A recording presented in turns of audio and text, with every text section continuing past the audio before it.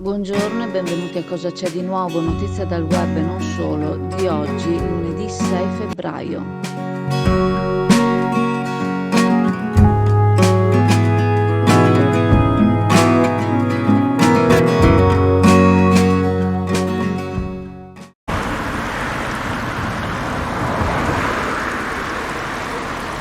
Un'importante perdita d'acqua potabile oggi ha impegnato i vigili del fuoco di Chioggia e Veritas. La perdita è stata ravvisata sul muretto della Fondamental Usenzo lato sud, proprio sulla spalla del ponte che unisce Chioggia all'isola dell'Unione lato sottomarina.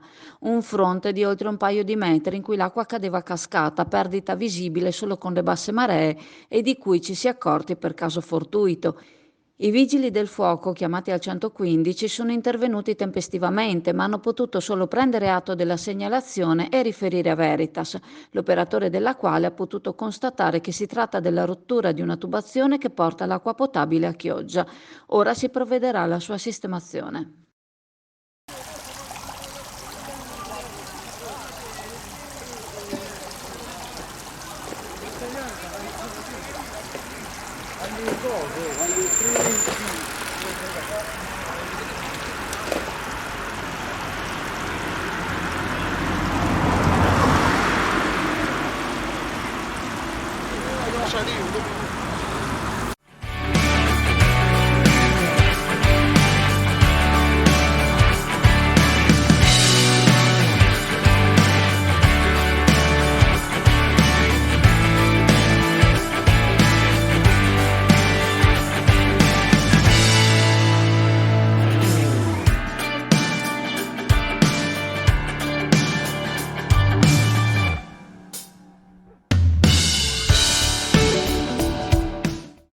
In Regione si è tenuta nei giorni scorsi una speciale commissione sul tema Covid. È stata analizzata a fondo l'azione messa in atto dalla Regione per contrastare la pandemia in entrambe le ondate di contagi.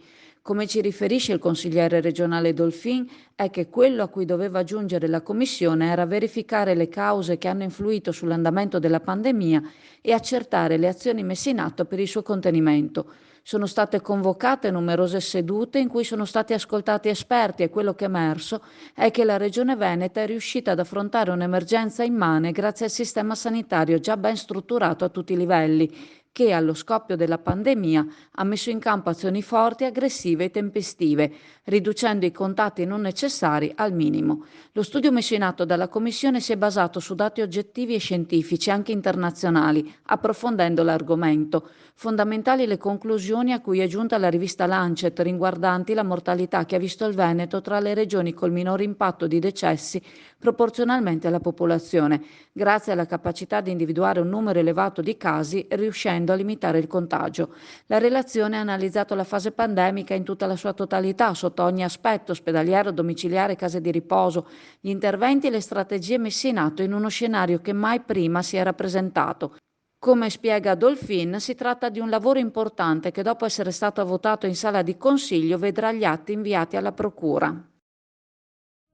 SD Auto informa della novità per il 2023, la revisione dei carrelli in sede. Si effettuano revisioni in sede dei rimorchi di massa complessiva non superiore ai 3.500 kg, 01 e 02, di carrelli per imbarcazioni, per moto, per auto, roulotte, trailer per il trasporto cavalli, carrelli tenda, carrelli trasporto animali e tutti i carrelli di massa complessiva non superiore ai 3.500 kg. Potete contattare SD Auto per qualsiasi informazione o chiarimento.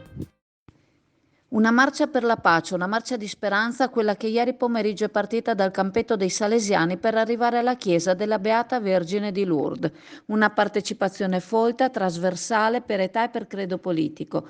Tutti abbiamo la pace, senza necessariamente puntare in alto e parlare di una pace nel mondo, talvolta ci si potrebbe accontentare di una pace per se stessi, per la propria famiglia, ed è ciò che hanno affermato tutti. I partecipanti sono stati intrattenuti in un clima amichevole, come tipico nella comunità comunità salesiana, forse l'unica ancora in grado di coinvolgere i giovani.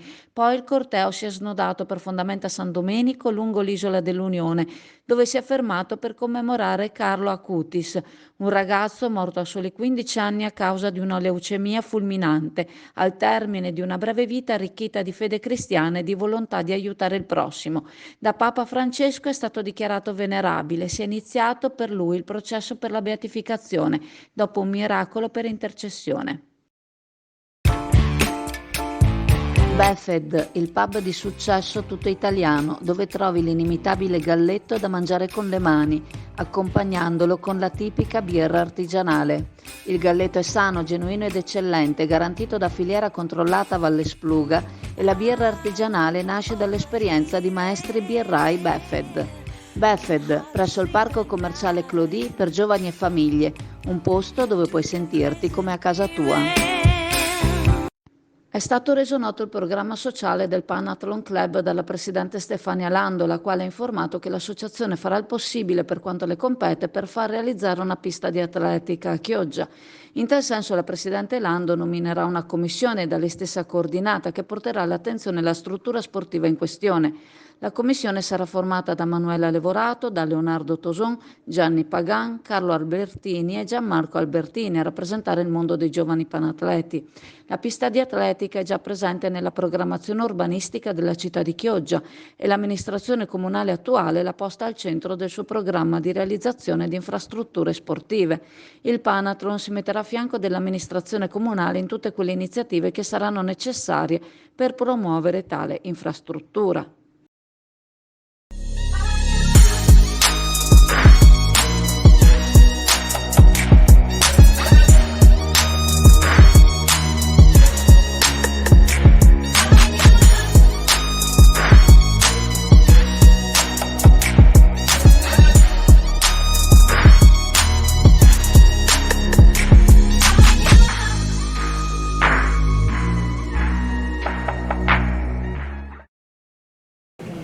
יזכור אלוהים לטובה את נפש צ'זרה קרמי, את נפש כל שבחי עמו ישראל. Una cerimonia toccante, quella che si è svolta ieri mattina davanti a Calle Scopici, ultima residenza conosciuta di Cesare Carmi, che qui fu catturato e deportato.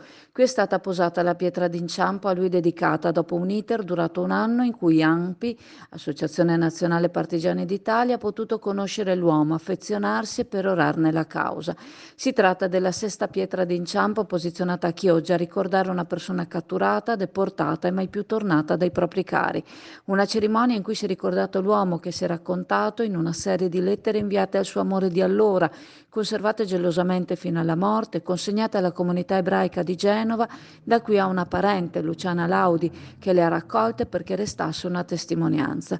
Il giorno prima, sabato, è stato presentato il libro a Palazzo Grassi, oggi la posa della pietra, un momento denso a cui ha contribuito il racconto della figlia della ragazza amata, la preghiera letta in ebraico, il canto dei deportati.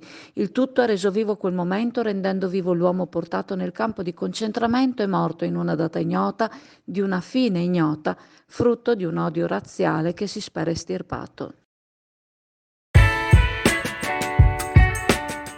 Passa all'Indiga a trascorrere una pausa in relax e vista mare. All'Indiga troverai dell'ottimo gelato artigianale, gusti tradizionali e novità per deliziare il tuo palato.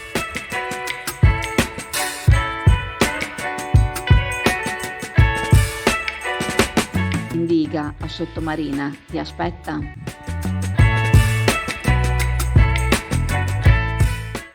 Ciao Chioggia Azzurra, mentre vi parlo è in corso un massiccio attacco hacker in tutti i paesi del mondo, ma particolarmente in Francia, Finlandia, Italia, Stati Uniti e Canada.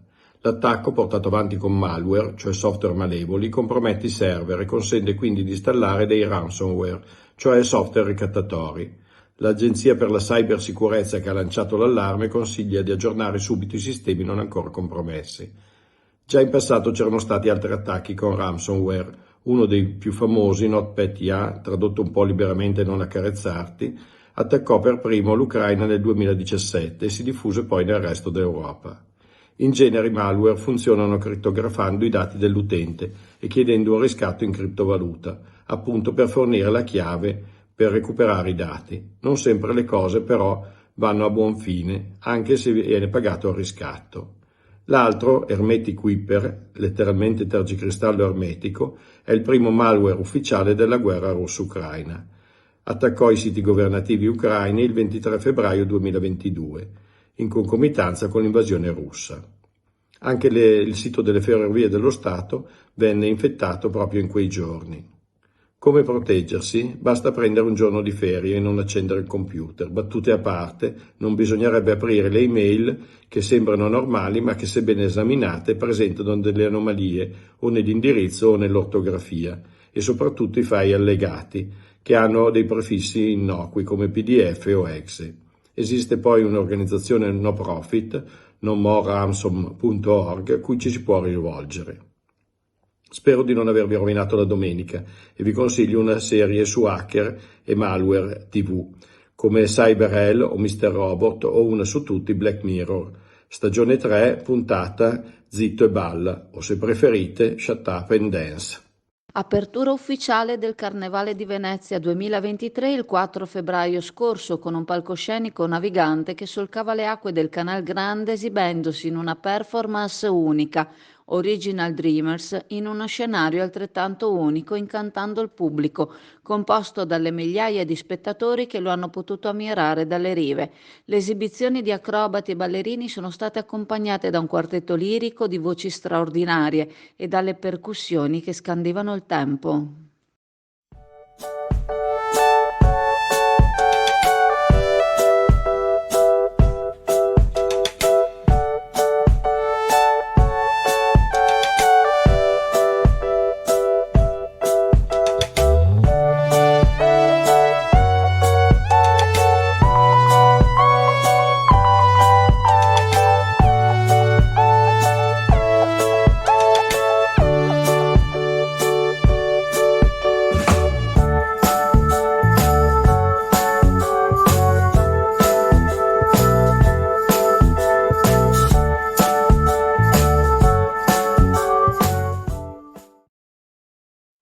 Ricordandovi che la farmacia di turno oggi, lunedì 6 febbraio, è la nuova farmacia in via San Marco a Sottomarina. Vi ringrazio, vi saluto e se volete passate in negozio alla Cartoleria Pegaso a Borgo San Giovanni. Ciao a tutti! Alla Cartoleria Pegaso a Borgo San Giovanni abbiamo ancora per qualche giorno una super mega iper straordinaria ultra offerta sugli zaini per la scuola elementare e per la scuola media a partire da 5,99 €. Li potete già vedere sulla nostra pagina Instagram, scegliere quello che vi piace di più, sperare che sia ancora disponibile e venire in negozio a prendervelo. Vi aspettiamo!